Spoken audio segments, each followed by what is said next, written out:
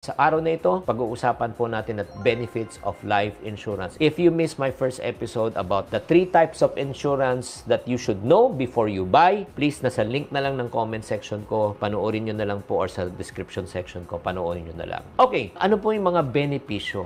May mga nagsasabi kasi, bago tayo mag-benepisyo, may nagsabi, hindi ko naman kailangan ng life insurance. Again, if you are not a firm believer of life insurance, you should not watch this video. Skip mo na to, sayang lang yung time mo. But if you want to know ano ba yung benefits na maidudulot sa iyo, keep on watching. Number 1, magkakaroon ka ng tinatawag na financial security, especially for your beneficiaries. In other words, protection to eh. Protection to para sa mga dependents. Magkakaroon ka ng tinatawag natin na peace of mind. Just in case something happens to the breadwinner, the family can continue to live the lifestyle or can support, di ba, kung ano man ang mga plano nila sa buhay nila. I would rather have something rather than nothing. Ikaw, tanungin ko po kayo, how many of us na experience po natin nung meron pong mga tatanda, lolo o mga magulang, nung nawala po, napag-iwanan pa po tayo ng mga obligasyon. Oo, yun ang masasabi ko. Lalo na hospital bills, di ba, nagbabayad ka. Di ba, mas maganda, syempre, kung, let's say, just in case may nangyari, wala na tayong babayaran sa hospital bills kasi nga meron tayong tinatawag na life insurance. Di ba mas maganda yon? That's number 1 advantage. Number 2, people always complain about the high cost of living. But alam niyo ba, narinig niyo na ba yung tinatawag nating the high cost of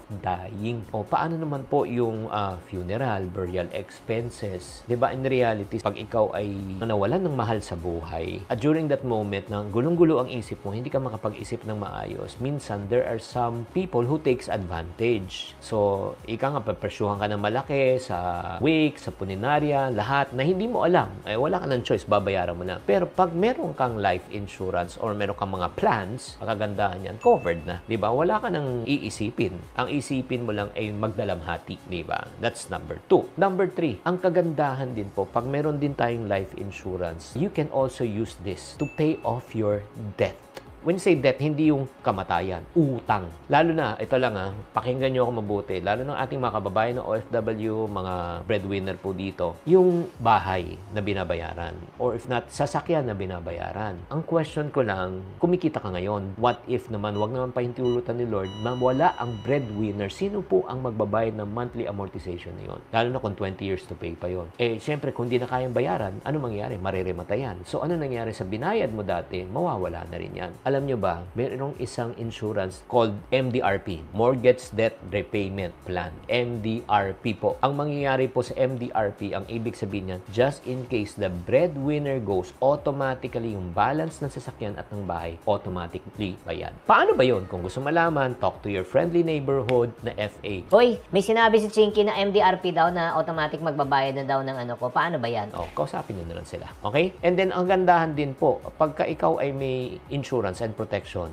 potential source for savings and investment. Ha? Talaga? Yes. Kasi ngayon po, may mga insurance na po na tinatawag na VUL, 2-in-1. May protection ka na, may investment ka pa. Habang kumikita yung pera mo, mas mataas po ang interest kumpara sa bangko. At kung paano po yung VUL yan, again, talk to your friendly neighborhood. Again, Spider-Man, na mga friendly financial advisor. Number 5, ang number 5 na talagang benefit ng life insurance. Ito yung tinatawag, nagkakaroon ka ng income replacement fund. Ano itong income replacement fund? Just in case the breadwinner goes, automatically the family can inherit the amount of money that they want to inherit and that they want to live on for the rest of their life.